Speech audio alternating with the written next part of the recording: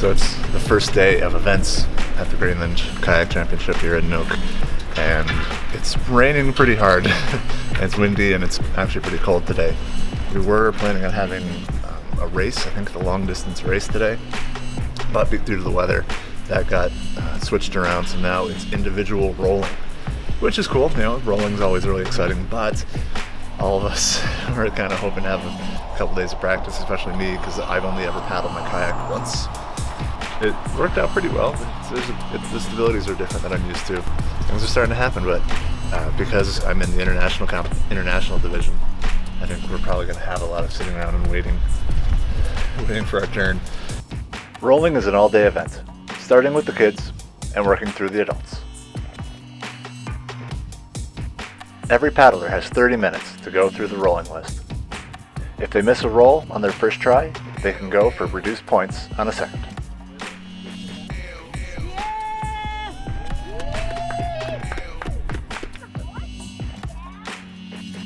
While watching some young paddlers roll, I got invited to do an interview for National Radio. It's quite the surprise. Hi, I'm Andrea. I'm a journalist here in Greenland on National Radio station. Okay. Yes, I'm here to record some games and participants, so the others in the coast can follow along. Excellent. Jim, you're gonna be here and rolling in Kayak today. This is your first time being here. How do you feel about it? I've very much enjoyed my time in Greenland. It's a beautiful country. The people are nice, and it's been a dream of mine for many years to come here and to kayak. You have already tried to kayaking here a couple of days ago, and how was it? It was wonderful. I love the clear water. It's beautiful to be able to see the bottom and the fish and the rocks. And I paddled down to the harbor and north up past Nuswak, near where I'm staying.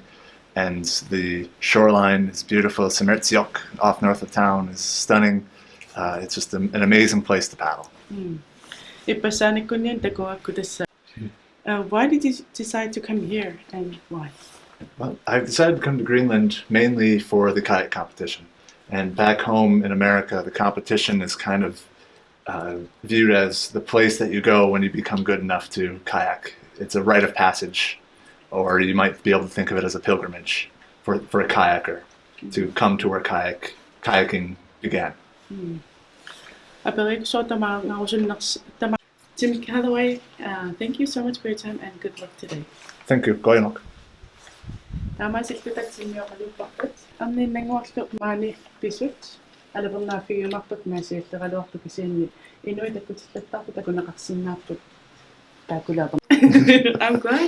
glad you're here and experiencing this. Yeah, good. Thank you very much. You're welcome. So yeah, now we need to try to stay dry and warm for the rest of the day. Yeah.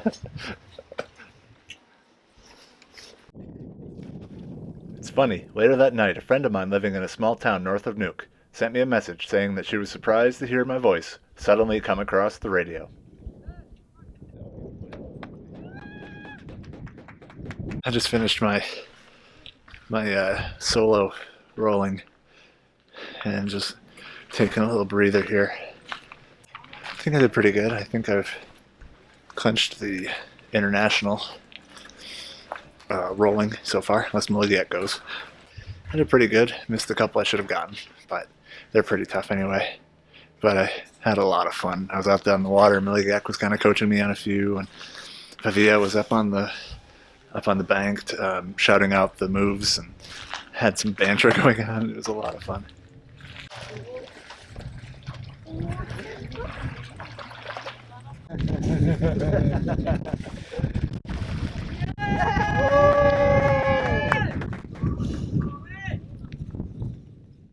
A lot of rolling techniques aren't ones that you would use directly in a capsize, but what they do is train mastery in a certain technique. In this case, using the paddle sculling for support.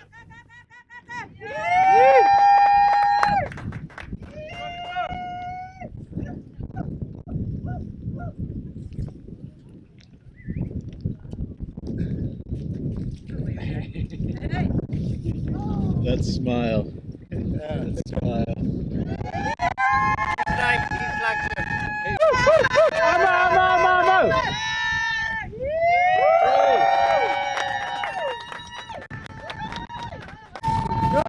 My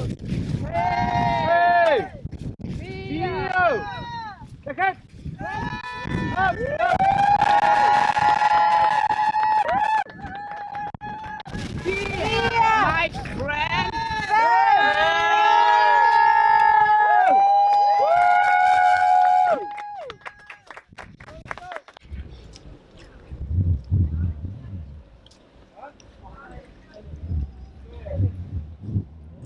It'll be with music or just ambient crowd noise.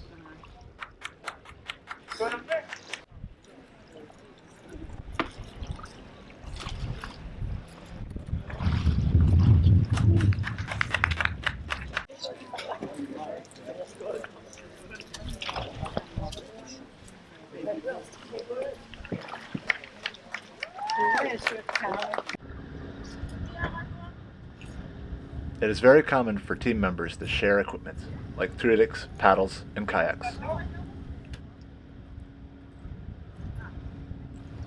Over the course of the event, you start to learn the patterns of what different teams like, as far as kayak shape and paddle shape, and even technique. Historically, kayaks would vary greatly region to region, even village to village, even if they're very close together. This is because a kayaker would build a kayak that best suit the water that they would be paddling in. Nowadays, instead of optimizing kayaks to be the best at hunting, these kayaks are designed to be the best at rolling and for speed, so they're good in competition. The kayaks from Team Nuke, especially, maintain a lot of width behind the cockpit. This keeps them from squatting during acceleration and makes them extra fast.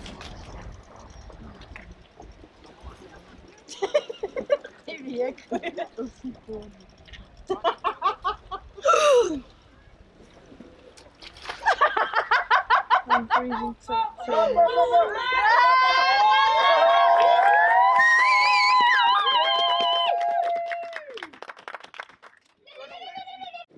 Flavia. There are some roles that are based on skills that a hunter would need to keep themselves safe, such as rolling with an avatok, or hunting float.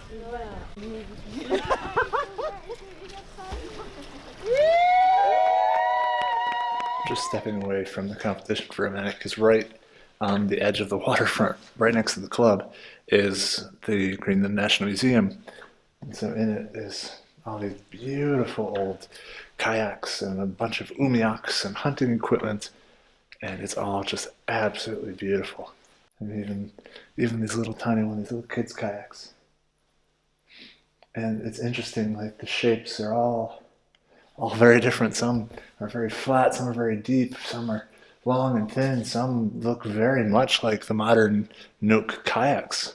So heartwarming that this stuff is still being preserved, and the kayak club is active here, and there's there's the events like the competitions where people from around Greenland can get together and compete and enjoy each other and learn about kayaking and have fun together, doing what is the way of the land, I guess you could say.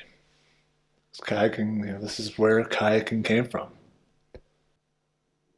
I want my house to look like this someday. And now back out into the lights.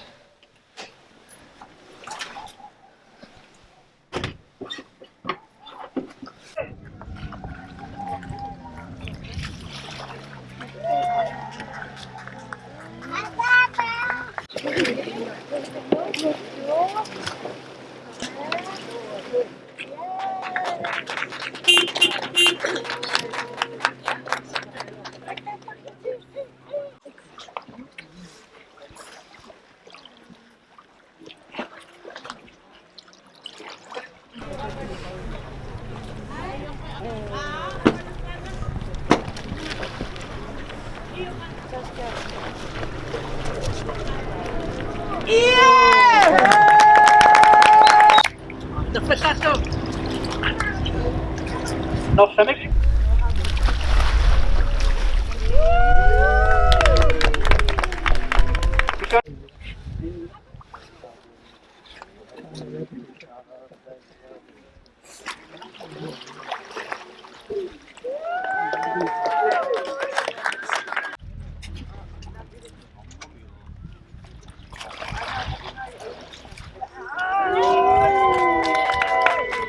There are a few techniques that rely on a paddler's focus and control, such as rolling 5 times quickly or paddling with the kayak turned upside down. Don't forget, this water is only a few degrees above freezing.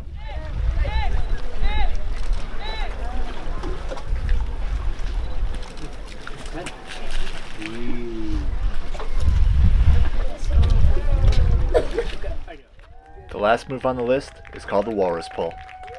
It simulates what would happen if a hunter couldn't release their hunting line after they harpooned a large marine mammal like a whale or a walrus. The goal is to stay upright and in control while being dragged underwater, sideways.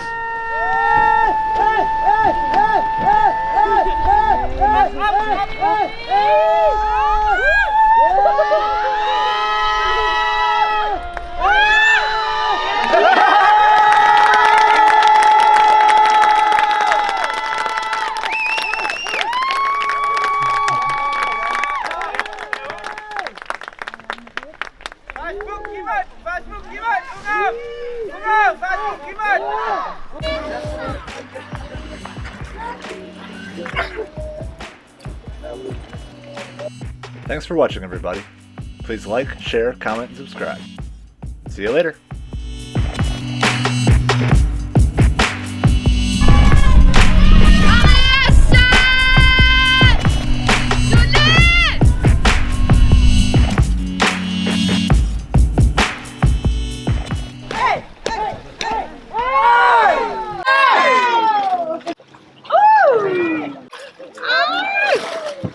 In English, of course. In English, please, yes.